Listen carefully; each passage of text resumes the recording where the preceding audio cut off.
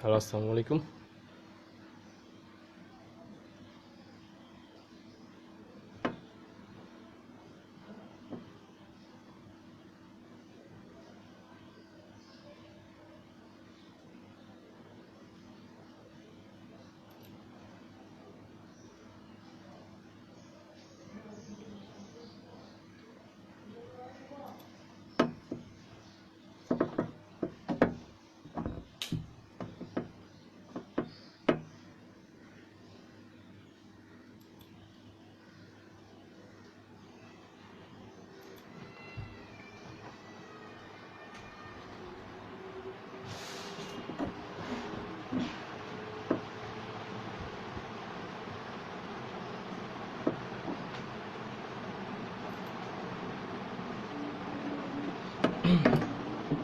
আসসালামু আলাইকুম এভরিওয়ান। আমি প্রতিদিনের মধ্যে আজকে চলে আসছি অরবিট প্রাইভেট কেয়ার লাইভ ক্লাসে। আজকে আমি আসছি জেএসসি পরীক্ষার্থীদের জন্য বিজ্ঞান বিষয়টা নিয়ে অধ্যায় 2 চ্যাপ্টারটা নিয়ে। তো আমি কিছুক্ষণের মধ্যে শুরু করব, সবাই একটু জয়েন করে ফেলো তাড়াতাড়ি।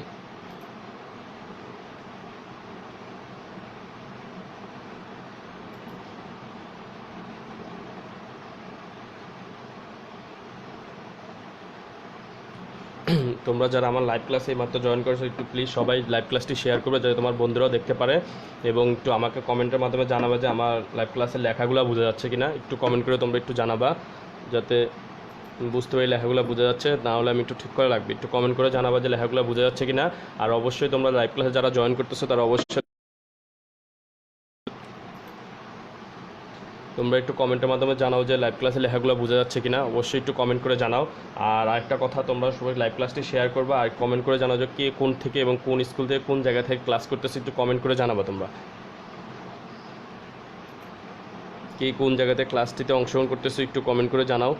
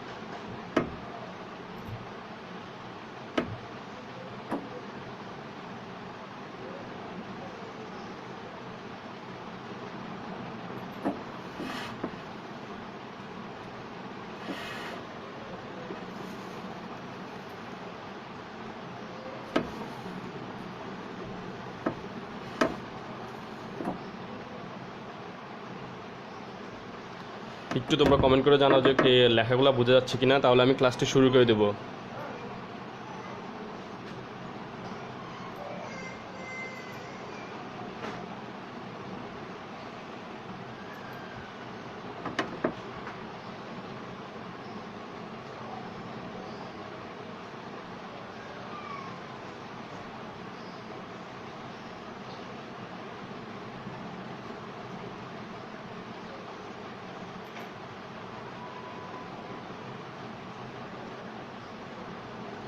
ওকে, দেখো, তোমরা যারা ক্লাসটিতে এই মুহূর্তে অংশগ্রহণ করছো, আমি যে টপিকটা নিয়ে আলোচনা করবো আজকে অরবি প্রাইভেট লাইভ ক্লাসে জেএসসি বিজ্ঞান অধ্যায় 2 চ্যাপ্টার নিয়ে আলোচনা করব। এখানে অধ্যায় 2 চ্যাপ্টারটার নাম হচ্ছে তোমার জীব জীবের বৃদ্ধি ও বংশগতি। এই চ্যাপ্টারটা, ঠিক আছে, জীবের বৃদ্ধি ও বংশগতি। এই চ্যাপ্টারটা শেষে আমরা আজকে রাত 10টার দিকে একটি স্পেশাল টেস্ট নিব এই চ্যাপ্টারের উপর ভিত্তি করে পড়ানো শেষ করে। তো আমরা এখন যে টপিকসটা পড়বো, সর্বপ্রথম এই টপিকসটা পড়ার আগে কোষ বিষয়টা নিয়ে আলোচনা করা লাগবে। কোষ জিনিসটাকে আমাদের জানা লাগবে,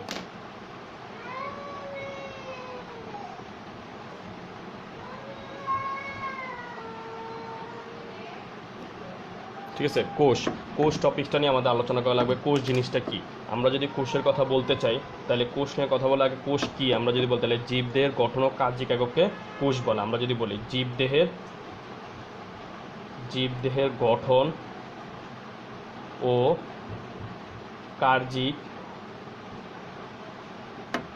একক। তাহলে কোষ জিনিসটা কি? জীবদের গঠন ও কার্যে কি বলতেছে আমরা? কোষ বলতেছে। এখন কোষ যদি আমি আলোচনা করতে, দেখো এটা যদি আমার একটা কোষ হয়, এই কোষের ভিতরে মাঝখান বরাবর একটা নিউক্লিয়াস থাকবে, আর মাঝখানের ভিতরে কি থাকবে? সাইটোপ্লাজম থাকবে। কি থাকবে? সাইটোপ্লাজম। এই সাইটোপ্লাজমগুলো বিভিন্ন অঙ্গাণু থাকবে, মাইটোকন্ড্রিয়া থাকবে,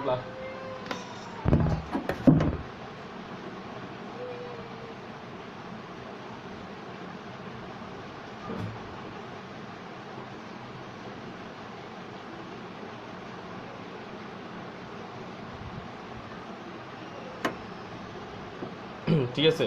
এটা হচ্ছে তোমার, দেখো মাঝখানে যে জিনিসটা থাকবে এটার নাম কি? আমার নিউক্লিয়াস। তাহলে একটা কোষ যদি গঠন করা লাগে তাহলে তার মাঝে কি থাকবে? নিউক্লিয়াস থাকবে। আর ভিতরে এই অংশগুলোর কি বলতেছি আমরা? সাইটোপ্লাজম বলতেছি। কি বলছি আমরা? সাইটোপ্লাজম। কি বলছি? সাইটোপ্লাজম। আর এই যে দেখো নিউক্লিয়াসের মাঝখানে যে বড় একটা ফোটার ভিতরে আরেকটা ফোটা, সেই জিনিসটার নাম হচ্ছে নিউক্লিওপ্লাস্ট। এখন একটা জিনিস খেয়াল করো, এই সাইটোপ্লাজমের মধ্যে বিভিন্ন ধরনের অঙ্গাণু থাকতে পারে। সাইটোপ্লাজমের কি থাকতে পারে? বিভিন্ন ধরনের অঙ্গাণু থাকতে পারে। এই অঙ্গাণুগুলোর মধ্যে কি থাকতে পারে? Mitochondria, plastid, Golgi body, ribosome, তারপরে এন্ডোপ্লাজমের রেটিকুলাম, এগুলো সব মিলেই কি একটা সাইটোপ্লাজম। এই সাইটোপ্লাজমে হাজার হাজার অঙ্গাণু বা অনেক অনেক ধরনের অঙ্গাণু থাকতে পারে। এইটা হচ্ছে আমার একটা কি মূলত কোষ। মানবদের প্রত্যেকটা কোষের মধ্যে একটা করে নিউক্লিয়াস আছে, শুধুমাত্র একটা কোষ বাদে, সেটা হচ্ছে কি?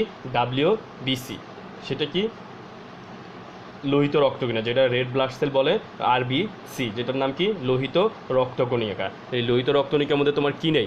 তোমার এই লোহিত রক্তকণিকার মধ্যে তোমার নিউক্লিয়াসটা নেই, যার কারণে এটার কোষ বলা উচিত না। আমাদের স্তন্যপায়ী প্রাণীদের লোহিত রক্তের মধ্যে কী থাকে না? নিউক্লিয়াসটা থাকে না। এখন আমি যদি কোষ নিয়ে আলোচনা করার পর আমি কোষ বিভাজন নিয়ে আলোচনা করতে, কোষ বিভাজন জিনিসটা কি? দেখো কোষ বিভাজন মানে হচ্ছে, ধরো এটা আমার একটা কোষ, এই কোষের মাঝখানে একটা নিউক্লিয়াস আছে। এই নিউক্লিয়াস যদি মাঝখান এইভাবে বিভাজিত হয় তাহলে এই জিনিসটারই বলা হয় কি? কোষ বিভাজন। কোষ বিভাজন। এই কোষ বিভাজন সম্পর্কে যদি আমি আলোচনা করতে চাই, দেখো তোমরা যারা এই মুহূর্তে লাইভ ক্লাসটা অংশগ্রহণ করছো অবশ্যই লাইভ ক্লাসটি শেয়ার করবা, যাতে তোমাদের অন্যান্য বন্ধুরাও লাইভ ক্লাসটি দেখতে পারে। ঠিক আছে। এখন দেখো আমি যদি কোষ বিভাজন নিয়ে একটু আলোচনা করি, কোষ বিভাজন,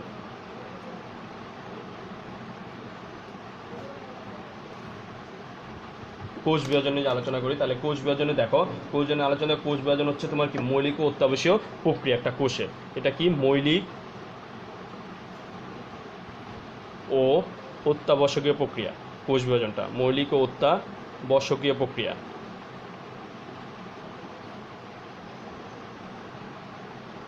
মৌলিক ও অত্যাবশ্যকীয় প্রক্রিয়া কোষ বিভাজন। এখন আরেকটা জিনিস দেখো, আমি যদি আবার আলোচনা করতে চাই কোষ বিভাজন, এই কোষ বিভাজনটা প্রথম প্রত্যক্ষ করেন কে? ওয়াল্টার ফ্লেমিং নামের একজন বিজ্ঞানী। ওয়াল্টার ফ্লেমিং নামে একজন বিজ্ঞানীকে 1882 সালে সর্বপ্রথম সামুদ্রিক এক ধরনের মাছ আছে, যেটা সামুদ্রিক স্যালামেন্ডার। এই মাছটার নাম সামুদ্রিক স্যালামেন্ডার।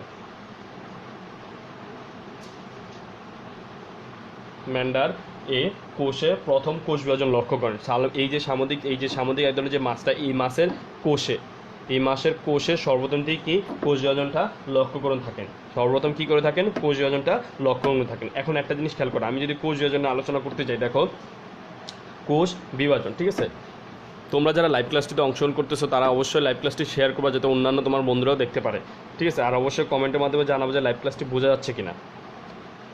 কোষ বিভাজন, এখন একটা জিনিস খেয়াল করো, যদি আমি কথা বলি, কোষ বিভাজন মূলত দুই ধরনের হতে পারে। একটা হচ্ছে তোমার যেটা কোষ বিভাজন নিয়ে আলোচনা করতে পারলে, দেখো আমি সর্বপ্রথম যে কোষ বিভাজনটা আলোচনা করব,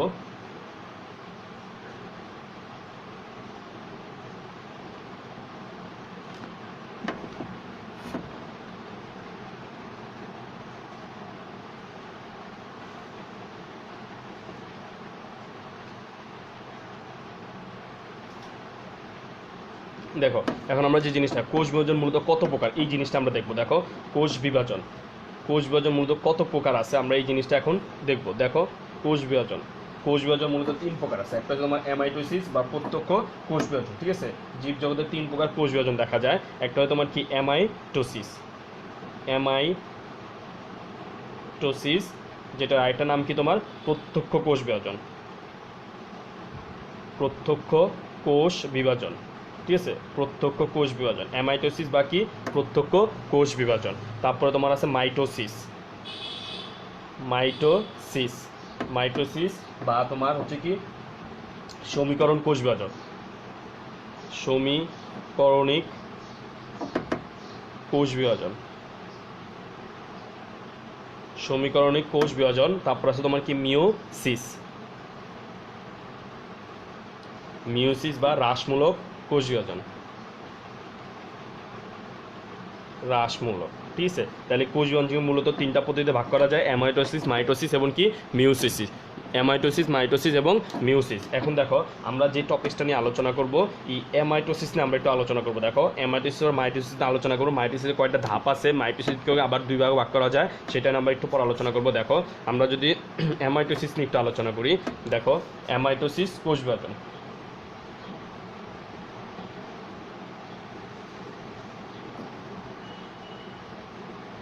দেখো অ্যামাইটোসিস নিয়ে যদি আলোচনা করি, দেখো অ্যামাইটোসিস প্রথমে যে কোষটা থাকবে এটা হচ্ছে মাতৃকোষ। আমি একটু আলোচনা করি, দেখো একটু খেয়াল করো। দেখো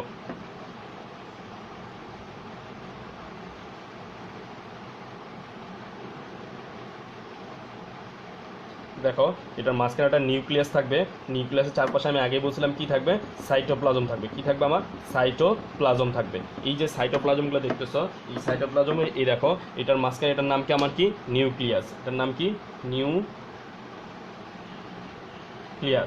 এটার নাম কি নিউক্লিয়াস। আর এই দানাদার আকার এগুলোর নাম কি সাইটোপ্লাজম, সাইটোপ্লাজম। তাহলে আমার নিউক্লিয়াস আর সাইটোপ্লাজম মানে অ্যামাইটোসিস প্রক্রিয়া জিনিসটা কী হয় আমরা একটু জানি, দেখবো একটু খেয়াল করবো যে অ্যামাইটোসিস প্রক্রিয়া কী কী প্রক্রিয়া সম্পন্ন হয়, অ্যামাইটোসিস প্রক্রিয়া বা প্রত্যক্ষ কোষ বিভাজনে কী কী হয় আমরা এখন এই জিনিসটা একটু দেখবো। দেখো অ্যামাইটোসিস যদি আমি খেয়াল করি, অ্যামাইটোসিস বা প্রত্যক্ষ কোষ বিভাজন, এই দেখো এই ক্ষেত্রে তোমার যে জিনিসটা হবে, এই যে প্রথম ধাপে এটা হচ্ছে আমার একটা কি মাতৃকোষ, এটা আমার কি কোষ? মাতৃকোষ। ঠিক আছে, এই মাতৃকোষটা প্রথমে হালকা ভাঁজ হয়ে যাবে। মাতৃকোষটা কী হয়ে যাবে? প্রথমে এইভাবে হয়ে যাবে জিনিসটা। দেখো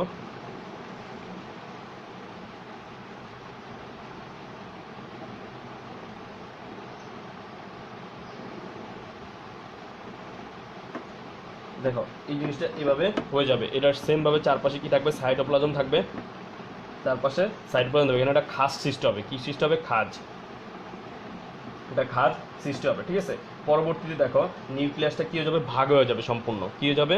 সম্পূর্ণ ভাগ হয়ে যাবে। দেখো এভাবে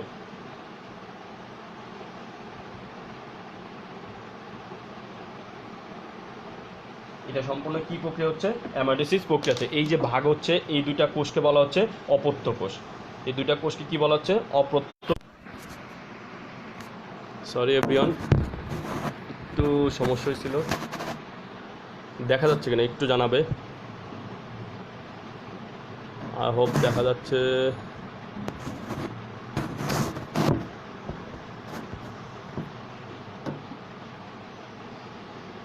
ঠিক আছে, দেখো আমরা যেখানে ছিলাম, দেখো আমি প্রথমে মাতৃকোষটা প্রথমে একটা খাস সৃষ্টি করে ভাগ হয়, ভাগ হওয়ার পর তিন নাম্বার ধাপে সম্পূর্ণ কী হয়ে যায়? দুইটা নিউক্লিয়াস ভাগ হয়ে যায়, সম্পূর্ণ আলাদা হয়ে যায়। এই দুইটা নিউক্লিয়াস আলাদা হচ্ছে, এই জিনিসটা কী কোষ বসতেছে? আমার অপত্য কোষ বলা হচ্ছে। দেখো মাতৃকোষে তাহলে বৈশিষ্ট্যগুলো কী কী হচ্ছে আমরা একটু দেখি। যদি এক নাম্বার বৈশিষ্ট্য দেখি আমরা কি, এই ক্ষেত্রে নিউক্লিয়াসটি সরাসরি দুই ভাগে ভাগ হয়ে যায়। এই ক্ষেত্রে নিউক্লিয়াসটি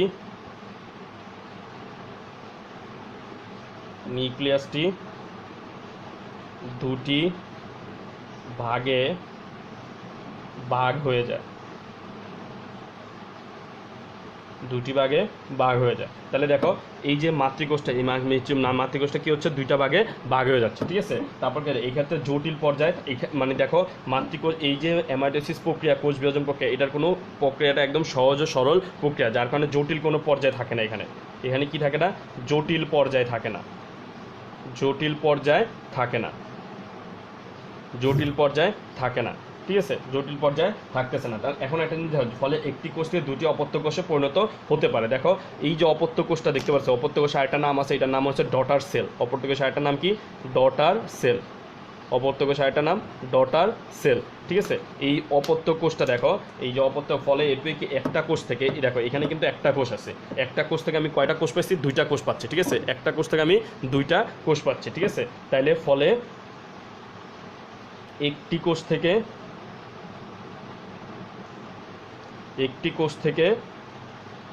দুটি কোষ পাওয়া যায়।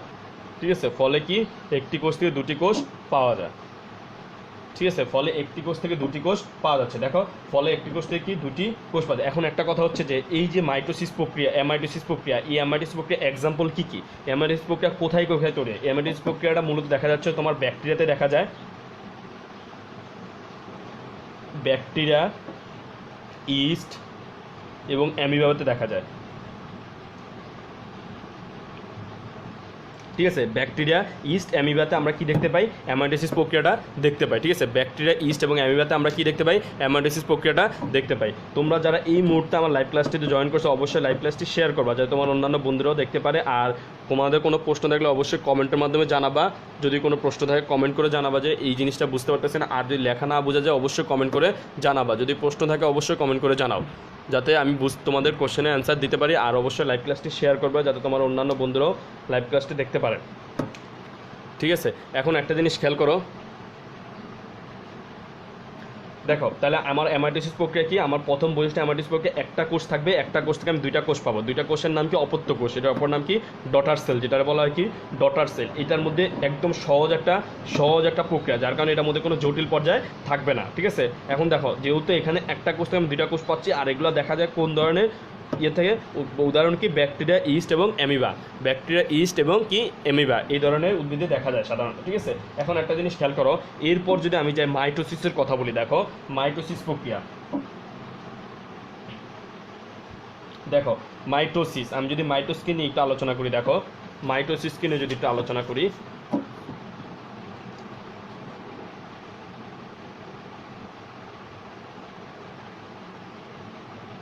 দেখো আমি যদি একটু মাইটোসিস কিনে আলোচনা করতে চাই, দেখো মাইটোসিস প্রক্রিয়া যদি দেখো, এই যে নিউক্লিয়াসের মাইটোসিস প্রক্রিয়া যদি বলতে চাই, নিউক্লিয়াসের বিভাজন মূলত এখানে আসবে। নিউক্লিয়াসের বিভাজনকে ক্যারিওকাইনেসিস নামে অভিহিত করা হয়। এবং এরপর ওয়াল্টার ফ্লেমিং কি করে, ওয়াল্টার ফ্লেমিং কি করে এই বিভাজন নামকরণ করেন কি মাইটোসিস। ঠিক আছে, তাহলে মাইটোসিস কথা প্রথমে নিউক্লিয়াসের বিভাজন। ঠিক আছে, নিউক্লিয়াসের বিভাজন, নিউক্লিয়াসের বিভাজন, এটার নাম কি আমার ক্যারিওকাইনেসিস। নিউক্লিয়াসের বিভাজনটা তাহলে আমার কি ক্যারিওকাইনেসিস। এই যে নিউক্লিয়াসের বিভাজনটা, এটা সর্বপ্রথম বিজ্ঞানী সেলসার 1879 সালে প্রত্যক্ষ করেন। 1879 সালে প্রত্যক্ষ করার পর বিজ্ঞানী 1882 সালে ঠিক 3 বছর পর বিজ্ঞানী ওয়াল্টার ফ্লেমিং এই নিউক্লিয়াসের বিভাজনের ক্যারিওকাইনেসিসকে নামকরণ করেন কে মাইটোসিস। সম্পূর্ণ মাইটোসিস কোষ প্রক্রিয়ার দুটি প্রধান, এই যে তাহলে দেখো নামকরণ করেন কে ওয়াল্টার ফ্লেমিং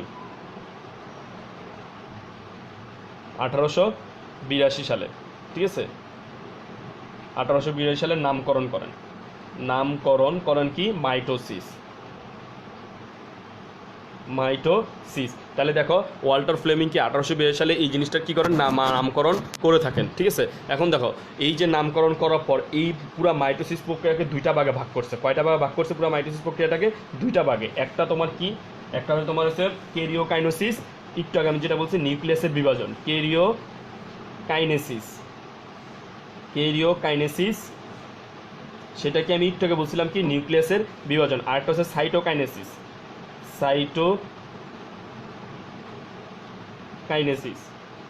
আরেকটা আমার কি সাইটোকাইনেসিস। এই সাইটোকাইনেসিসটা কি সাইটোপ্লাজমের যে বিভাজনটা হয়, সাইটোপ্লাজমের বিভাজন। ঠিক আছে, তাহলে ক্যারিওকাইনেসিসটা কি নিউক্লিয়াসের বিভাজন, আর সাইটোকাইনেসিসটা কি সাইটোপ্লাজমের বিভাজনটা। তাহলে পুরো মাইটোসিস প্রক্রিয়াকে মূলত দুইটা ভাগে ভাগ করা হয়, একটা হচ্ছে ক্যারিওকাইনেসিস, একটা কি সাইটোকাইনেসিস। এই ক্যারিওকাইনেসিস যে ওয়ার্ডটা দেখতেছো, এই ক্যারিওকাইনেসিসটা তোমার এই ক্যারিওকাইনেসিস পর্যায়ে 5টা দশা বা পর্যায়ে বিভক্ত করা হয়। তাহলে ক্যারিওকাইনেসিসটা কি 5টি দশা বা পর্যায়ে বিভক্ত করা হয়, 5টি দশা বা পর্যায়ে বিভক্ত করা হয়। ঠিক আছে, তাহলে দেখো একটা জিনিস খেয়াল করো, তাহলে নিউক্লিয়াসের বিভাজন থেকে ক্যারিওকাইনেসিসটাকে আবার 5টি দশা বা পর্যায়ে বিভক্ত করা হচ্ছে। ঠিক আছে, এই 5টি দশা বা পর্যায়ে কি কি আমরা এখন এই জিনিসটা দেখব। দেখো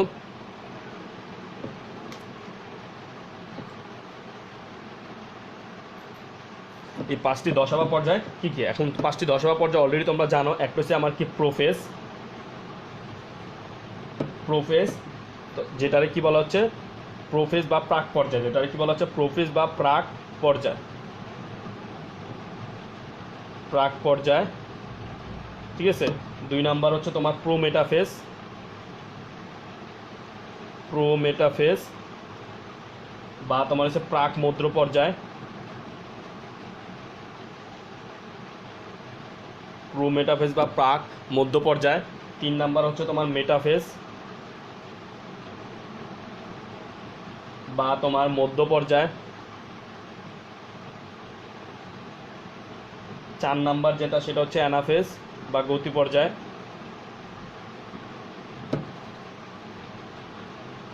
গতি পর্যায়। 5 নাম্বার হচ্ছে টেলোফেজ বা অন্ত পর্যায়। দেখো এই চ্যাপ্টারে এই 5টা ধাপ সম্পর্কে তোমাদেরকে অনেক ভালো ধারণা নিতে হবে। এই চ্যাপ্টারেতে পাই prophase, prometaphase, metaphase, anaphase, telophase, এই সবকটা সম্পর্কে, সবকটার বৈশিষ্ট্য, সবকটার চিত্র সম্পর্কে একদম সুন্দর করে ধারণা ভালো থাকতে হবে। কারণ এই জিনিসটা তোমরা যখন 8 থেকে যখন 9-এ যাবা, যারা সায়েন্স নিবা তাদের বিজ্ঞান বইতে কোষ বিভাজন নামে একটা চ্যাপ্টার আছে, ওইখানে ওই জিনিসটা পাবা। আবার ইন্টারে যখন যাবা তখনও তাদের কোষ বিভাজন নামে একটা চ্যাপ্টার আছে, ওইখানেও পাবা। শুধু এখানে পার্থক্য কি, তোমরা এখন একটু অল্প পড়তেছো, ক্লাস 10 উঠলে একটু বাড়তি পড়বা, কিন্তু ইন্টার উঠলে ব্রিফলি আলোচনা করে পড়তে হবে। যার কারণে এই চ্যাপ্টার সম্পর্কে এখন থেকে ভালো ধারণা তোমাদের থাকা লাগবে। যার তারপর দেখা যাচ্ছে 9, 10 ইন্টারে তোমাদের সুবিধা হবে। প্রত্যেকটা পর্বের প্রত্যেকটা পর্যায়ের তোমার দশার কী থাকা লাগবে, চিত্র, বৈশিষ্ট্য ভালো করে ধারণা নিতে হবে। কারণ এইখান থেকে প্রশ্ন এসেই থাকে সাধারণত, ঠিক আছে। আমরা প্রত্যেকটা পর্যায়ের বৈশিষ্ট্য এবং চিত্র সম্পর্কে ভালো করে ধারণা নেব ইনশাল্লাহ। আমরা এখন এই টপিকটা দেখব, প্রত্যেকটা পর্যায়ের বৈশিষ্ট্য এবং চিত্রগুলো একটু আমরা বোঝার চেষ্টা করি। কিন্তু এর আগে একটা কথা বলে নিই, এই যে তোমরা যারা এইমাত্র লাইভ ক্লাসে অংশগ্রহণ করছো তারা অবশ্যই লাইভ ক্লাসটি শেয়ার করবে এবং অন্যান্যদেরকে জানাবা, যাতে তোমার বন্ধুরা এই লাইভ ক্লাসে অংশগ্রহণ করতে পারে, ঠিক আছে। এখন আমরা যেই জিনিসটা দেখব, দেখো আমরা প্রথমে যেই টপিকটা নিয়ে আলোচনা করবো সেটা হচ্ছে প্রোফেজ। প্রোফেজ, ঠিক আছে। প্রোফেজ নিয়ে আমরা আলোচনা করবো। দেখো আমি যদি প্রোফেজ নিয়ে আলোচনা করতে চাই, দেখো দেখো প্রোফেজের প্রথম বৈশিষ্ট্য কি আমরা একটু দেখি। আগে আমরা চিত্রটা এখানে প্রোফেজের, দেখো প্রোফেজের চিত্র যদি আঁকতে চাই, এই যে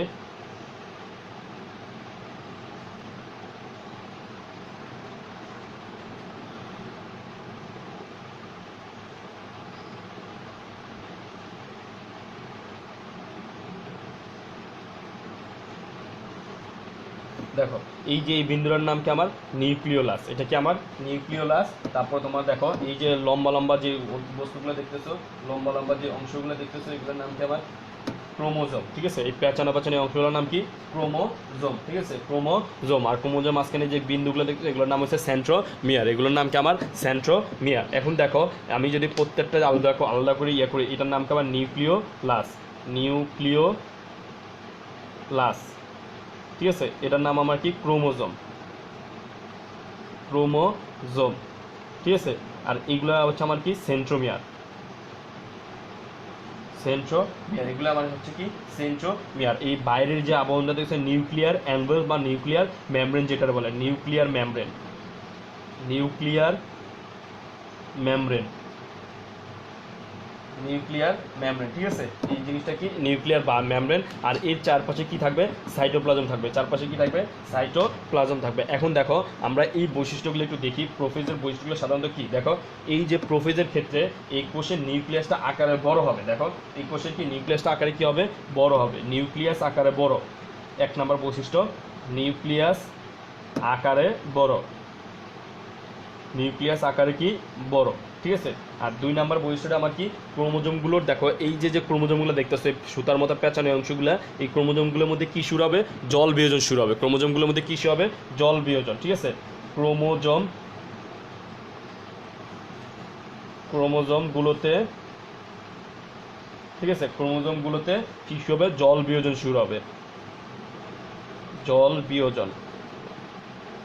বিয়োজন শুরু হবে, ঠিক আছে। ক্রোমোজোমগুলোতে কি হবে, জল, যখন ক্রোমোজোমগুলোতে জল বিয়োজন শুরু হবে, দেখো জল বিয়োজন মানে কি, পালে অপসারণ, যখন জল বিয়োজন শুরু হবে তখন কি হবে, ক্রোমোজোমগুলো খাটো হতে থাকবে, খাটো এবং তোমার কি হতে থাকবে, খাটো হতে থাকবে এবং মোটা হবে। ক্রোমোজোমগুলো কি হবে, খাটো এবং মোটা হবে।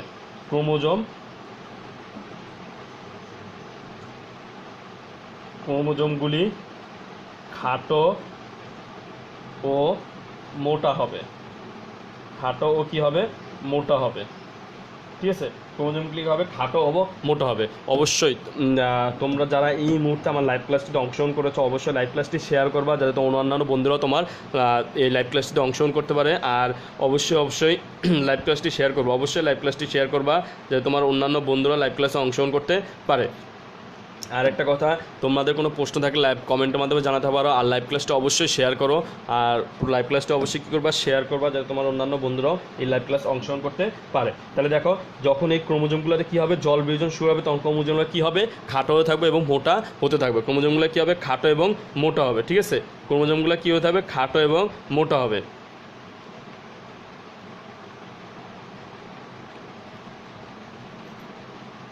ঠিক আছে, তাহলে ক্রোমোজোমগুলো কী হবে, খাটো ও মোটা। এখন একটা জিনিস খেয়াল করো, প্রতিটি পর্যায়ে প্রতিটি ক্রোমোজোম হতে দুটি করে ক্রোমাটিড তৈরি হবে। ঠিক আছে, এখন 3 নাম্বার জিনিসটা কি, প্রতিটি ক্রোমোজোম হতে দুটি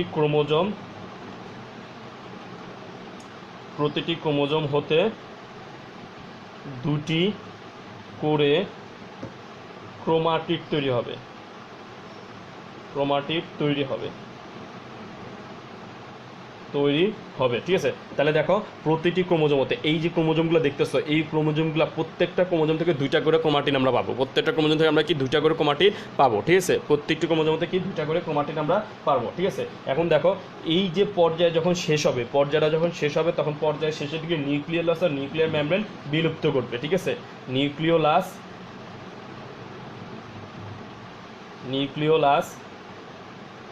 ও নিউক্লিয়ার মেমব্রেন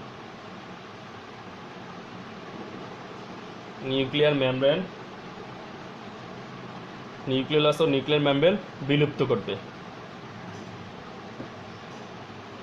ঠিক আছে, তাহলে দেখো, যখন নিউক্লিয়াস ও নিউক্লিয়ার মেমব্রেন কী হবে, বিলুপ্তি ঘটবে। এখন একটা জিনিস খেয়াল করো, এটা হচ্ছে আমার কি প্রোফেজের উপর আমরা যে টপিকটা নিয়ে আলোচনা করবো সেটা হচ্ছে প্রোমেটাফেজ।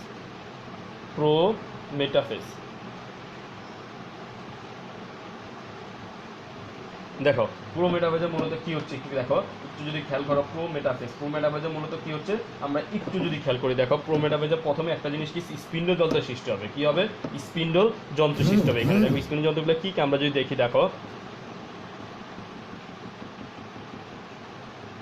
এখানে নিউক্লিয়ার মেমব্রেন অলরেডি কিন্তু বিলুপ্ত হয়ে যাচ্ছে। ঠিক আছে, নিউক্লিয়ার মেমব্রেন অলরেডি বিলুপ্ত হয়ে যাচ্ছে।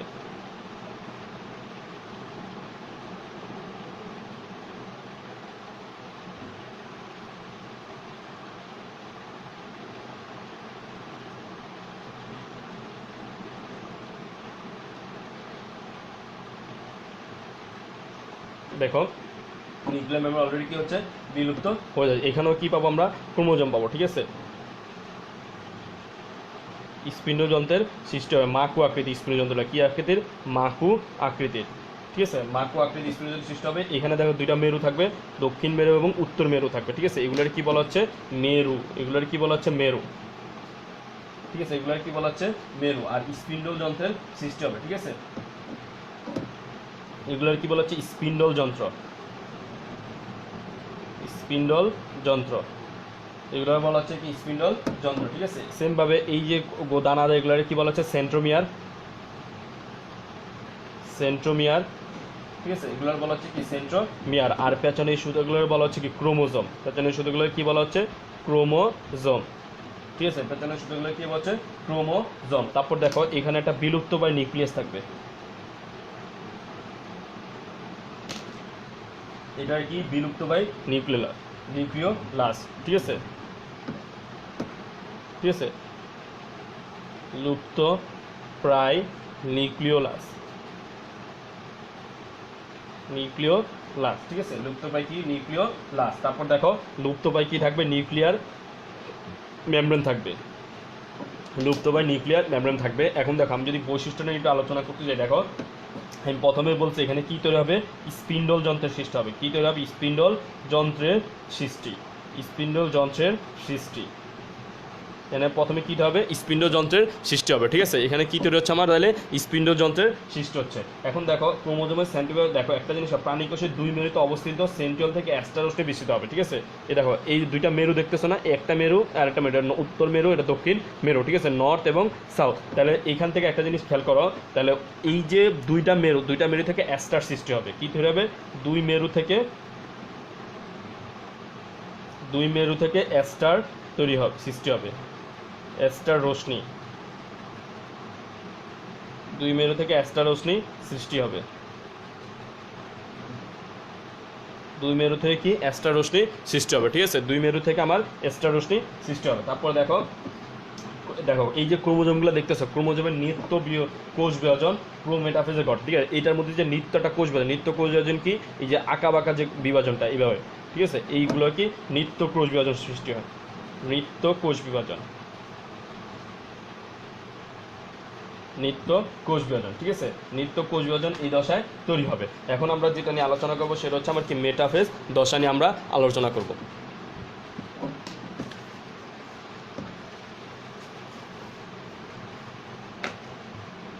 দেখো মেটাফেজ,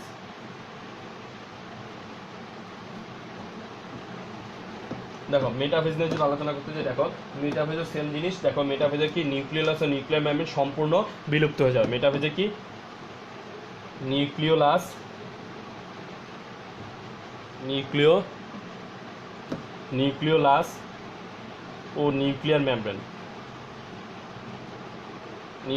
ও নিউক্লিয়ার মেমব্রেন সম্পূর্ণ বিলুপ্ত হয়ে যাবে, ঠিক আছে। নিউক্লিওলাস ও নিউক্লিয়ার সম্পূর্ণ কি যাবে? বিলুপ্ত হয়ে যাবে। মেটাকাইনেসিস ঘটবে। এখানে কি ঘটবে? মেটাকাইনেসিস। এখানে ঘটবে কি মেটাকাইনেসিস। অর্থাৎ মেটাকাইনেসিস বলতে আমরা কি বুঝি? ক্রোমোজোমগুলো কোষের বিষুবী অঞ্চলে অবস্থান করবে, ঠিক আছে। এই মেটাকাইনেসিস বলতে আমরা বলছি ক্রোমোজোমগুলো কোথায় অবস্থান করবে? বিষুবী অঞ্চলে। ক্রোমোজোমগুলি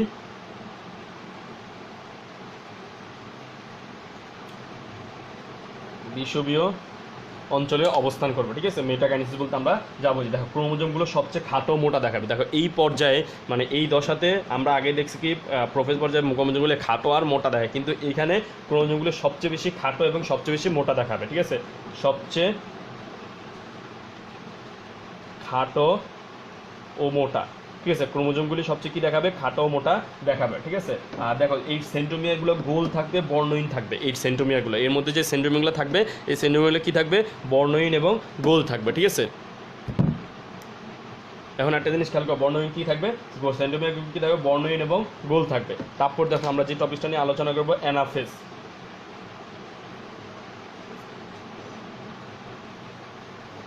দেখো অ্যানাফেজ নিয়ে যে আলোচনা করতে যাই, দেখো অ্যানাফেজে আমরা সর্বপ্রথম একটা জিনিস জানা লাগবে, যেটা দেখো ইংরেজিতে কিছু ওয়ার্ড জানা লাগবে, VLJI, ঠিক আছে।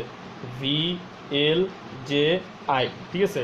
এই জিনিসটা আমার জানা লাগবে। এই টপিকটা সম্পর্কে আমার ভালো করে জানা লাগবে। এখান থেকে প্রশ্ন আসতে থাকে। ভি হচ্ছে মেটাসেন্ট্রিক, সাবমেটাসেন্ট্রিক। এটা হচ্ছে আমার কি মেটাসেন্ট্রিক,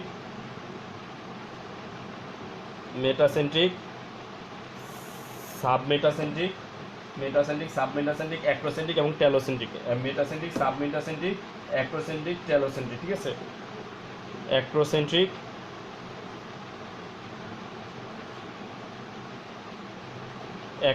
এবং কি টেলোসেন্ট্রিক।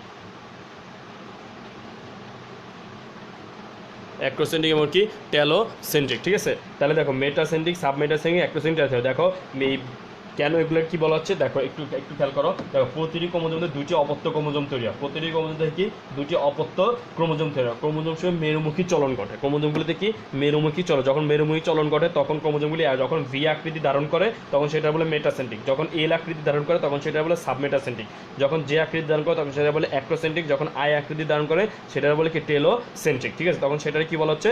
টেলোসেন্ট্রিক বলা হচ্ছে। দেখো এরপর আমরা যে টপিকটা নিয়ে আলোচনা করবো সেটা হচ্ছে কি টেলোফেজ।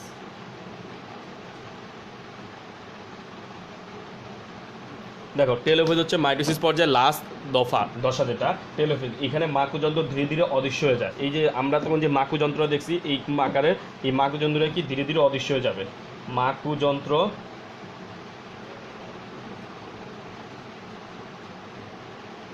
ধীরে ধীরে অদৃশ্য হয়ে যাবে।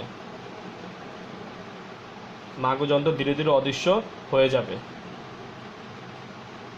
ঠিক আছে, মাগযন্ত্রটা কি ধীরে ধীরে অদৃশ্য হয়ে যাবে।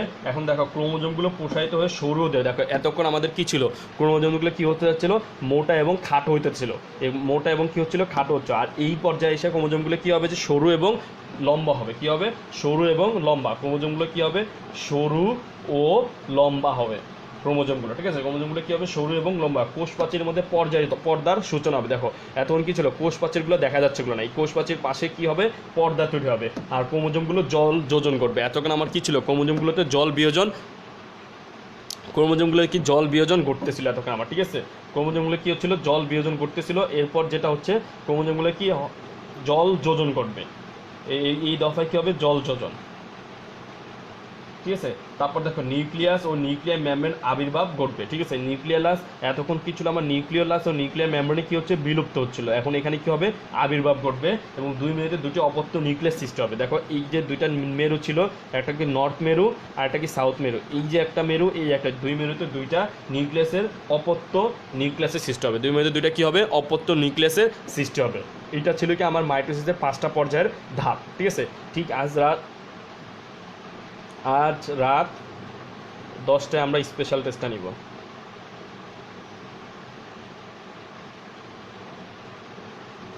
ঠিক আছে, আজ রাত 10টায় স্পেশাল টেস্ট 1 নিব আমরা। ঠিক আছে, এই যে আমি যা যা পড়ালাম এই টপিকগুলোর উপর এই চ্যাপ্টারে আরেকটা ভিডিও আমরা করব। সেই ভিডিও রয়েছে মিউসিস নিয়ে আমরা আলোচনা করব। ঠিক আছে, এই ভিডিওকে আমরা কি মিউসিস নিয়ে আলোচনা করব। ঠিক আছে, এখন তোমাদের সম্পর্কে যেটা মোস্ট ইম্পর্টেন্ট কথা, এই যে এতক্ষণ যা যা পড়ালাম এই টপিকসটা ভালো করে পড়া লাগবে। এখান থেকে প্রশ্ন সাধারণত এসেই থাকে। ঠিক আছে, এই টপিকসগুলো আমরা ভালো করে পড়বো। আর ইনশাল্লাহ পরবর্তী দিন অন্য একটা চ্যাপ্টার নিয়ে আসবো। সবাই ভালো থাকো, সুস্থ থাকো, দেখা হবে অন্য একদিন। আসসালামু আলাইকুম।